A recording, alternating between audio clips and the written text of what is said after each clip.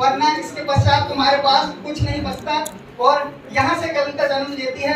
महोदय जी, मैं अपनी कविता प्रस्तुत कर रहा हूँ। तलवार, धनुष और पैदल सैनिक कुरुक्षेत्र में खड़े हुए। एक चित्र बनाता हूँ, एक बिंब बनाता हूँ आपके सामने कि तलवार, धनुष और पैदल सैनिक कुरुक्षेत्र में खड़े हुए। रक्त पिपासु महारथी एक दूजे सम्मुख खड़े हुए। कई नाग सेना के सम्मुख बजा रहे थे।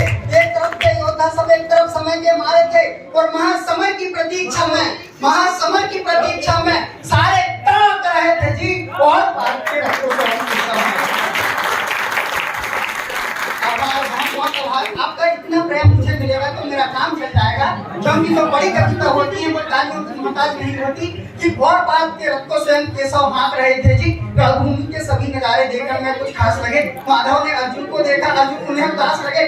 कुरुक्षेत्र का महासमर एक पल में तभी सजा डाला। 5 जन ने उठा, कृष्ण ने मुख से लगा बजा डाला।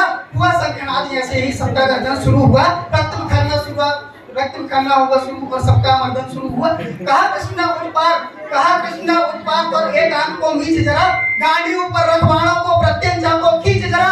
और आज दिखा दे रहा भूमि में, आज दिखा दे रहा भूमि में योद्धा की तस्वीर।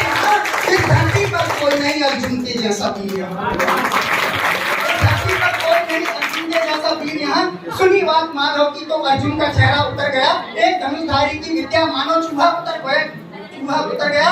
बोले पार्थ सुनो कान्हा, बोले पार्थ सुनो कान्हा, जितने ये सम्मुख खड़े हुए हैं, अरे हम तो इनसे सीख कर सारे भाई बड़े हुए हैं। उधर खड़े बाबा भीष्म ने मुझको गोद खिलाया है। गुरु द्रोण ने धनुष का सारा ज्ञान सिखाया है। सब तीनों पर प्यार लुटाया। बुद्धि मात हमारी ने कोई कसर ना छोड़ी थी। प्रभु माता गंधारी ने। ये जितने गुरुजन खड़े हुए हैं, ये जितने गुरुजन खड़े हुए हैं, सभी पूजने लायक हैं।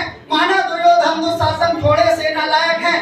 मैं अपराध क्षमा करता हूँ, मैं अपराध क्षमा करता हूँ। बेशक हम ही छोटे हैं और ये जैसे भी हैं आखिर माधव सब ताऊ के बेटे।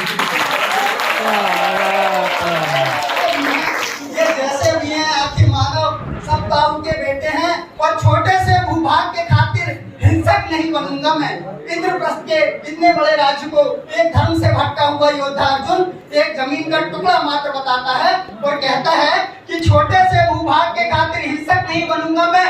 स्वर्ण त्याग कर अपने कुल का विध्वंसक नहीं बनूंगा मैं। अरे खून सने हाथों को होता राजभोग अधिकार नहीं। परिवार मारकर गद्दी मिले तो सिंहासन स्वीकार नहीं।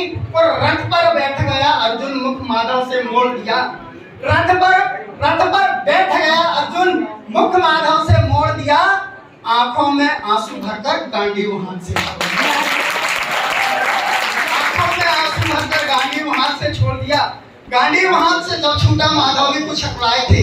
भगवान ने सोचा यार इसने तो मेरी बेइज्जती करवा दी, इससे अच्छा तो मैं शंखनाद करता ही नहीं। लेकिन भगवान होते हैं, उन्हें अपनी बेइज्जती कभी बर्दाश्त नहीं होती कि गांडीव हाथ से जब छूटा माधव भी कुछ अकड़ाए थे। शिष्य बात पर गर्व हुआ, मन ही मन हंसाए थे। भगवान ने मन में विचार किया यार इसका सब कुछ जा रहा है, इसके बाद भी ये संबंध की बात कर रहा है, संस्कार की बात कर रहा है, तो कहीं न कहीं मेरा संस्कार इसमें है कि गांडीव हाथ से जब छूटा माधव भी कुछ अकड़ाए थे। शिष्य बात पर गर्व हुआ, मन ही मन हंसाए थे।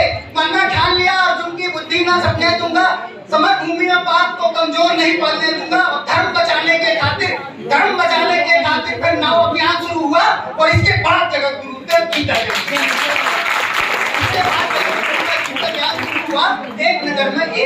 एक नजर में रणभूमि का काका ढोल गए माधव। टकटकी बांध कर देखा अर्जुन, एकदम बोल गए माधव। ये पार्थ मुझे पहले बतलाते, मैं संवाद नहीं करता।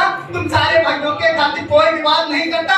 पांचाली के तल पर लिपटी साड़ी खींच रहे थे वो, तो उतने वो भी हैं जो जबड़ा मीट रहे थे वो। घर की इज्जत तड़प रही थी, कोई जो टूट नहीं बोले। पुत्र बहू को लगन देखकर गंगा पुत्र नहीं खोले। तुम कायर बनकर बैठे हो, पार्थ बड़ी बेशर्मी है। और संबंध उन्हीं से निभा रहे जो लोग यहाँ घर में। हे पांडव के पुत्र धर्म का कैसा कर्ज उतारा है। और सोले होने थे आंखों में पर व्यक्ति सोले होने थे आंखों में पर व्यक्ति जल धारा है। और गांडीव उठाने में हे पार्थ जितनी भी देर यहाँ होगी, इंद्रप्रस्थ के राजभवन में उतनी अंधेर वहां होगी। इंद्रप्रस्थ के राजभवन में उतनी अंधेर वहां होगी। धर्म की गहराई में थर-थर कांप रहा अर्जुन। धर्म अधर्म की गहराई में खुद को नाप रहा अर्जुन। असुधार की तेज हुई और थर-थर कांप रहा अर्जुन। हे पार्थ मुझको बतलाओ, उल्लासक कैसे बन जाऊं? सिंहासन लाशों पर मैं शासक कैसे बन जाऊं? कैसे उठेंगे कर उन पर, कैसे उठेंगे कर उन पर जो कर पर अधर लगाते हैं। कर का अर्थ होता है हाथ और अधर का अर्थ होता है होंठ। जो मेरे हाथों को चूमते हैं कि कैसे उठेंगे कर उन पर जो कर पर अधर लगाते हैं। करने को जिनका स्वागत ये कर भी स्वयं जुड़ जाते हैं। इन्हीं करों ने बाल काल में सबके पैर दबाए हैं। इन्हीं करों को पकड़ करों में पिता महा मुस्काए हैं। अपने बाणों की नोक को जो इनके ओर करूंगा मैं, अपने बाणों की नोक को जो इनके ओर करूंगा मैं। केशव मुझको मृत्यु दे दो, इनसे पूर्व मरूंगा। मृत्यु दे दो, इनसे पूर्व मरूंगा मैं। और बाद युद्ध के कुछ ना मुझको पास दिखाई देता है। बाद युद्ध के कुछ ना मुझको पास दिखाई देता है। माधव इस रणभूमि में बस नाश दिखाई देता है। माधव इस रणभूमि में बस नाश दिखाई देता है।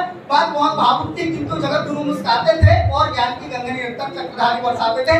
जन्म मरण की यहाँ योद्धा बिल्कुल चाह नहीं करते। क्या होगा अंजाम युद्ध का ये परवाह नहीं करते। हे पाप यहाँ कुछ मत सोचो, हे पाप यहाँ कुछ मत सोचो, बस कर्म में ध्यान लगाओ तुम। क्या होगा अंजाम युद्ध का मत अनुमान लगाओ तुम। इस दुनिया के रखपात में कोई देता साथ नहीं। निज जीवन का करे फैसला नर के बस की बात नहीं। निज जीवन का करे फैसला नर के बस की बात नहीं। तुम ना जीवन देने वाले नहीं मारने वाले हो, ना जीत तुम्हारे हाथ में तुम नहीं हारने वाले हो। ये जीवन दीपक की भांति यूं ही चलता रहता है। पवन मेघ से बुझ जाता है वरना चलता रहता है। और मानव बस में शेष नहीं कुछ, मानव बस में शेष नहीं कुछ, फिर भी मानव डरता है।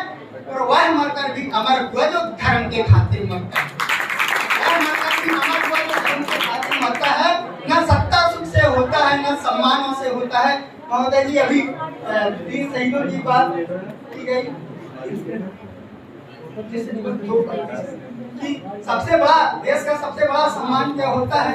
देखिए वही श्री कृष्ण ने बात को बतलाया कि ना सत्ता सुख से होता है, ना सम्मानों से होता है। जीवन का सार सफल केवल बस बलिदानों से होता है। और देहदान योद्धा ही करते हैं, ना कोई दूजा जाता है।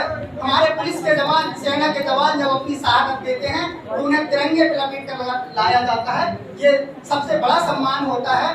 बस मैं दो पंक्ति में आपके समक्ष पेश कर रहा हूँ कि ना सत्ता सुख से होता है, ना सम्मानों से होता है। जीवन का सार सफल केवल बस बलिदानों से होता है। और देहदान योद्धा ही करते हैं, ना कोई दूजा जाता है।